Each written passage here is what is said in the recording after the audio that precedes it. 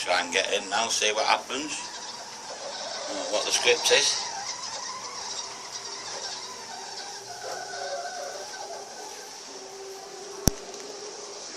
Customer service there.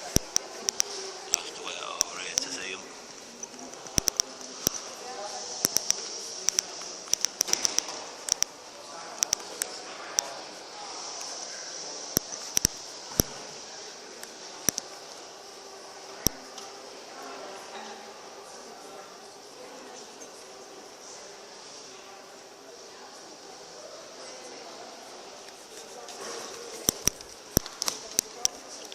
I'm wondering if I can get into this meeting for the second consultation. But it's on floor 1, B1. Yeah. Huh? Just going up to the first floor. Just like to pay attention and that, you know. Or you just go up to the first Thank you.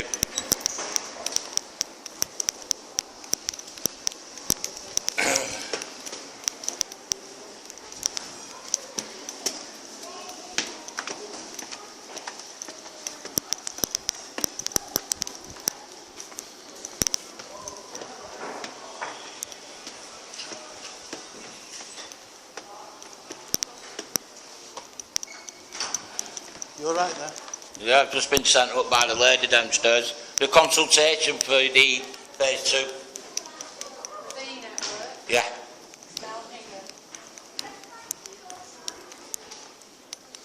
Just like, I'm just paying attention because I've been through it and stuff, and like I said, because a lot of people seem to be complaining, you know, about it.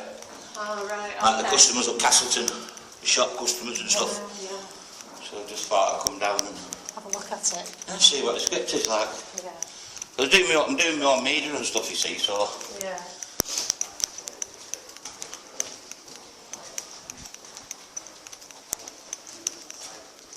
See the syringe here. Cheers, thank you. Well, nobody's I've just come to basically pay attention. I do my own media and stuff, you see. Oh yeah. So I've heard a lot of complaints, you know, about the Castleton, how the car park and stuff, and how the shops are. You can't stop outside the shops and stuff. And I'm just wondering what's actually being said and done about it, you know, for the customer, for the. Yeah, so... It's not just for the customers, is it? For the actual people in the shop as well, do you know? Yeah. So, on these red sections... Well, Yeah, I've looked at this already, yeah. Just to make this plan a little bit clearer, the phase 2 scheme is what we're consulting on tonight, so that's where the blue starts, up to Rochdale. We can come back to that if you want, but on your questions on phase 1, which is on site at the moment, that's your red section there. So, in terms of car parking, yes, we have displaced the on-street parking, but next to the station, the council purchased the site, which will become a 32-space car park. Then you've got the community centre, which will become an 80-space car park, and down at the what we call, there's one been put in already. yeah, and that's a 50-space car park. So really, the rationale behind that was the on-street parking, which you couldn't park on-street everywhere in this red section. There was only limited sections really, or certain sections where you could park. A lot of these curbside spaces were restricted with double yellow lines anyway. But the car parking that was available was 20 minutes max stay, no return for 1 hour.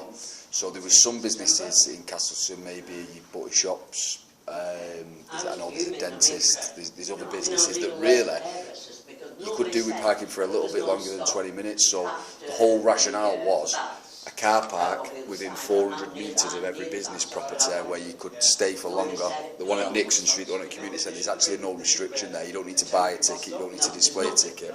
You can just park for as long as you want. So it was that offset of having something maybe that was yet a little bit closer, I accept that, but it was a limited stay and it didn't suit every business, balanced against off-street parking. It was a little bit of a walk, maybe a 2 to 3 minute walk, something like that, but you can stay for as long as you can.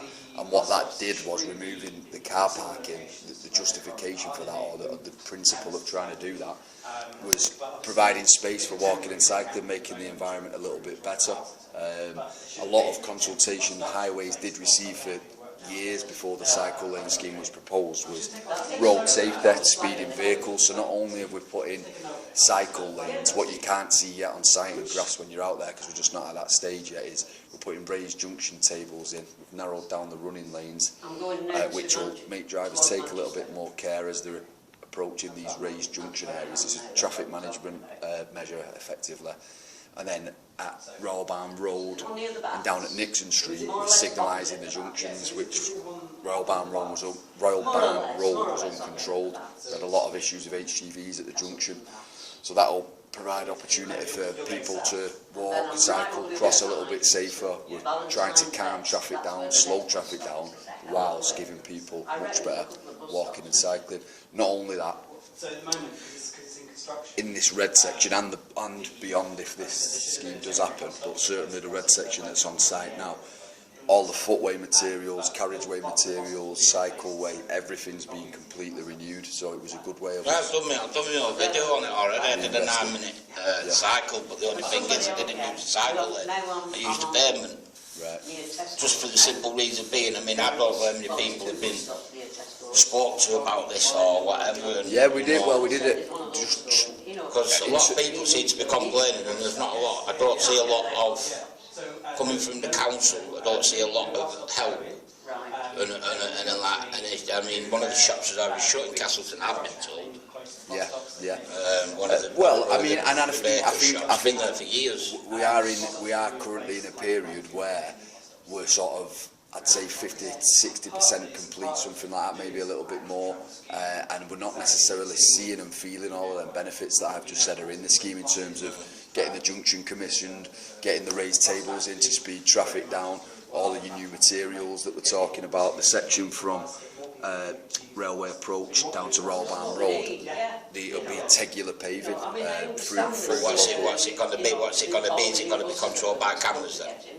Is it default? So if you come through this and you're doing the excess speed, are you going to get caught on camera coming through that? No, not at the moment. Not at the moment. There's nothing proposed within the scheme. The scheme's due to finish around October, November time, and there's nothing proposed at the moment to put permanent monitoring in. But what we will be doing is, and again, we can't appreciate this at the moment because we've not surfaced the carriageways, is once that road surfacing is renewed in the road space, we'll be putting the double yellow lines back down, which should deter and enforce curbside parking or parking in the cycle lanes. So you can't really park on the curbside, can you now? No, because your space is more limited. If you park, you can literally just get 2 cars or buses through or whatever. I mean, I was coming back from Manchester on buses when you was doing it, and like coming, which way are you coming from now? Sudding, Sudding. So you're coming from Manchester Road here through Castleton, yes. And then once you got to like about here, the traffic lights had failed,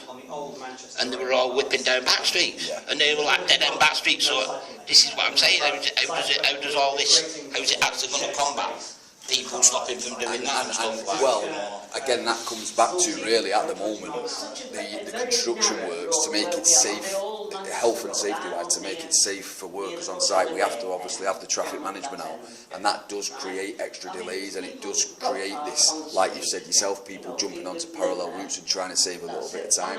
Whereas again, when we get to the end of the project and we've actually delivered the surfacing, all of the footway surfacing, carriageway surfacing, the junctions are on and operating as junctions. Cost a lot of money as well, hasn't it? It will, but what the point I was coming to on that was, traffic will operate much quicker. There'll be less delays through the village. So then, really, there's less reason for people to try and jump on parallel routes. But I mean, it's not just in Castleton. Where any time on a major A road, when we put temporary traffic management out, we get the same issues in different areas.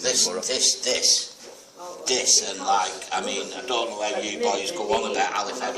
You're not coming past it, but I mean, we're finishing. You know, my girlfriend's down near the Halifax Road end, and I mean, you come down here and down Halifax Road like it's about around there. You know, how's that? And that's really why. If you're putting people near the road on bike lanes, on this phase 2 scheme, though, what we are doing, what we're looking to do. I don't know if you know the area, but when you get to this junction, that's where the Tesco site is. There'll be a push button facility for a pedestrian or a cyclist to cross over, so all the traffic will stop when you make that manoeuvre over. But then you've got the old sections of Manchester Road. I don't know if you know them. So what we're doing at that point is we're putting the cyclists onto them old sections. And again, when they meet Road Trolleyway to get on this second section, they'll press the button, all the traffic will stop, and they'll have a safe journey over. If I just bring you over here, one image.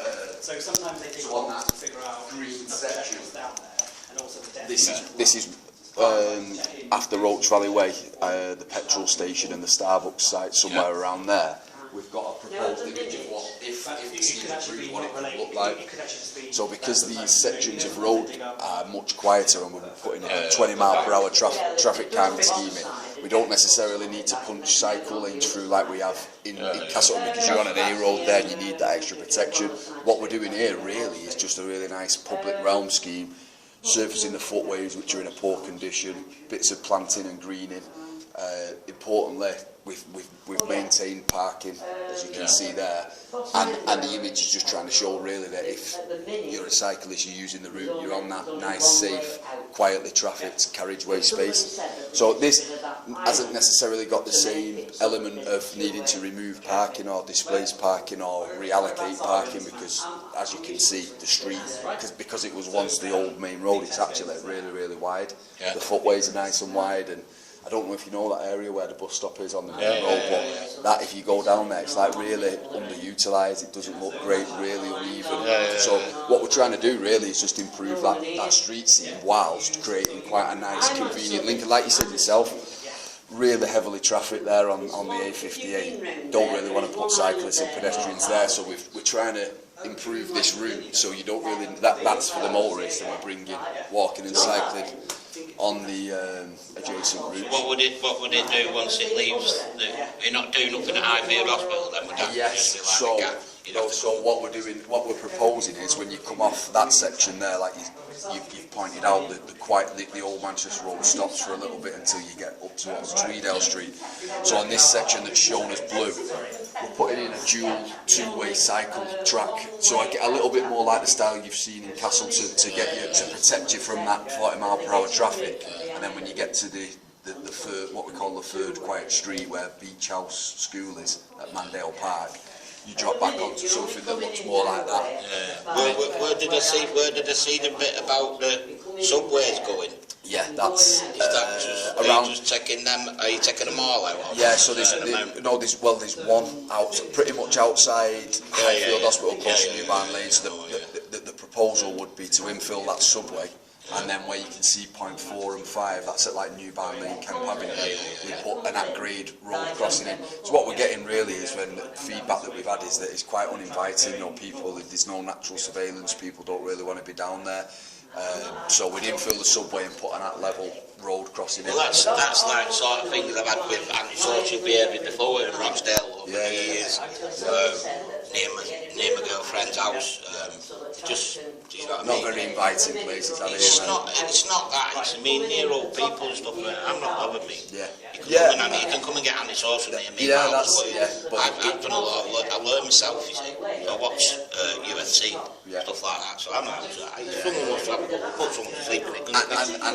But that's it. Like even myself, I may be confident enough to go under the subway, but we're trying to do something that's inclusive for everyone. So that's why we're doing the upgrade at the top. I don't know if you've seen the online consultation, but I have got some content in paper, and I've got a prepaid envelope. It's got a written survey, so you can either fill that in online. It's on the council website, or I can give you a pack. Yeah, I'll have a pack. I'll just grab a pack and then feel free to stay around, but I'll just have a chat with these. Yeah, no problem. Yeah, no problem.